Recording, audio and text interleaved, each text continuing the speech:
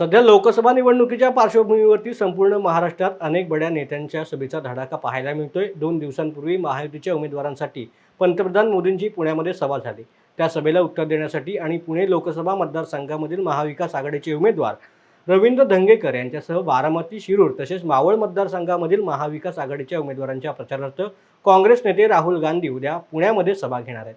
शुक्रवारी दुपारी 4 वाजता प्रादेशिक परिवहन अधिकारी कार्यालयाजवळील SSPMS या संस्थेच्या मैदानावर ही सभा होणार असून राहुल गांधींच्या सभेसाठी नागरिकांमध्ये मोठ्या प्रमाणात उत्सुकता पाहायला मिळते। उद्या होणाऱ्या सभेसाठी जय्यत तयारी सुरू असून सभास्थळाचा आढावा घेतलाय न्यूज अनकटचे आमचे प्रतिनिधी शुभम केसकर यांनी।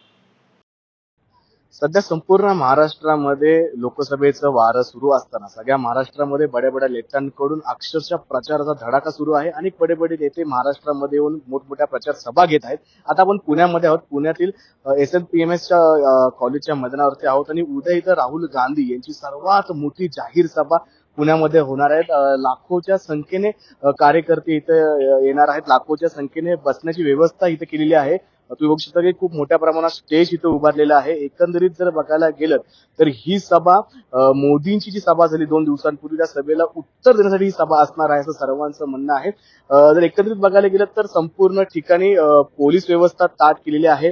बॅरिकेड असतील, रिलिंग्स असतील, सगळ्या गोष्टी व्यवस्थितरित्या इथे लावून ठेवलेल्या आहेत। काल दुपारपासूनच पोलिसांचा बंदोबस्त सभेच्या ठिकाणी आहे।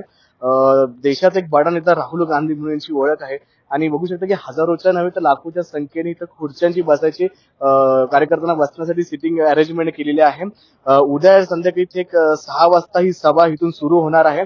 असेच विविध अपडेट या सभेबाबत आपण घेणार आहोत। त्यासाठी पाहत राहा न्यूज अनकट। कॅमेरामन वैभव सह मी शुभम, न्यूज अनकट पुणे।